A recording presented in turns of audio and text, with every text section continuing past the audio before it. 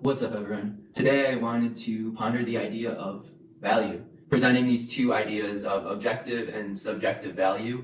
And there's also, on an individual level, the individual considering that something is valuable, whereas also on a collective level, where the community of the people within that system deem something valuable. The guiding force of how the system ends up becoming, like society itself, is based off of the subjective opinion, bias, and judgment of the humans that are manufacturing or creating that society, city, whatever it may be. Philosophically, pondering the idea of objective value, things that are objectively valuable are not valuable until the human is consciously aware of that object or experience that is of value. Money, for instance, could be considered in the world to be universally valuable by everyone who lives in it, but money in and of itself is just paper or just numbers on a balance sheet. It's not necessarily valuable until the human says it's valuable. And then we could say the same thing about things like that are naturally occurring, like gravity, for instance. Like gravity as an object or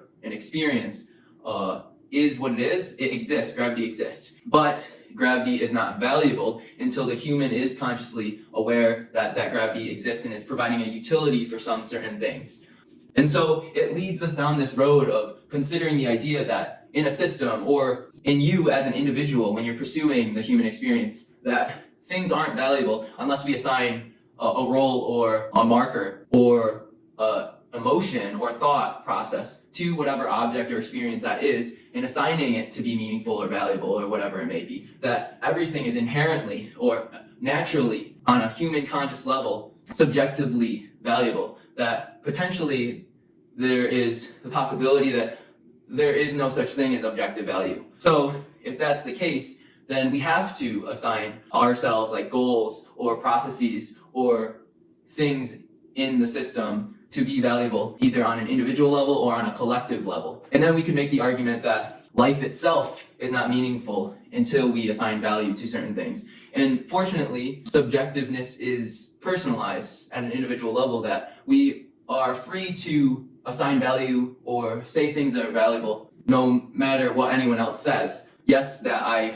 value, like maybe wood burning, for instance. Like me individually, I view that to be something that is valuable, but maybe people in my community don't necessarily think that's valuable. But that's okay, because I'm still gaining some sense of experience or positivity from that, maybe on an emotional level, maybe on a thought process level. It aligns with my personality, on things that I deem to be important in my own ideology. But until we create that process, or you on a conscious level tell yourself, or even at a subconscious level, you might do certain behaviors and not necessarily be conscious of like you doing it because it's a valuable thing, but there's something there that is drawing you back into doing that behavior.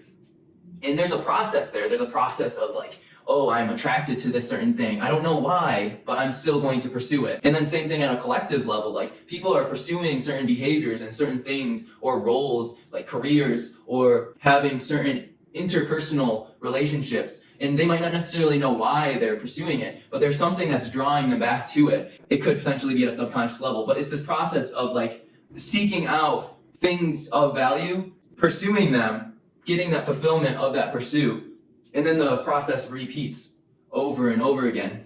I think that if someone is lacking meaning in their life, it could be potentially just that they don't have established this process of pursuing something of value and achieving it.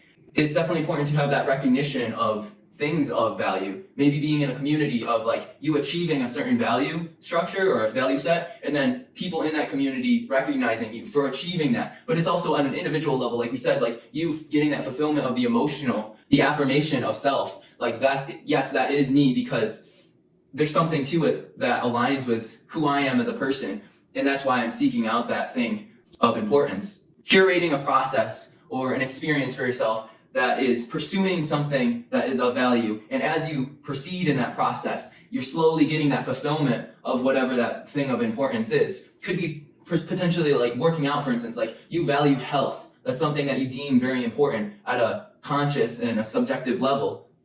And then every time you go to the gym, you are fulfilling that need or that drive or that thing that you deem to be important, which is health itself. And every time you leave the gym, you feel a little bit more fulfilled in that process of the achievement of whatever it is, in this case of health. good health. I think the more conscious we are of those variables that provide that sense of value, then the more intentional we can be in pursuing behaviors or processes or goals to provide that fulfillment for us on an individual level. And then at the same time, collectively being recognized for that achievement of proceeding in the acquisition of value. I think it's a very important thing to consider, to ponder, and just the human search for meaning in life and what it actually means to live a meaningful life. Like, yeah, that's essentially it. And I hope that brought value to you and that you gained some sense of insight or maybe inspiration from it. So yeah, thank you all for listening, and I hope you have a good day. Peace.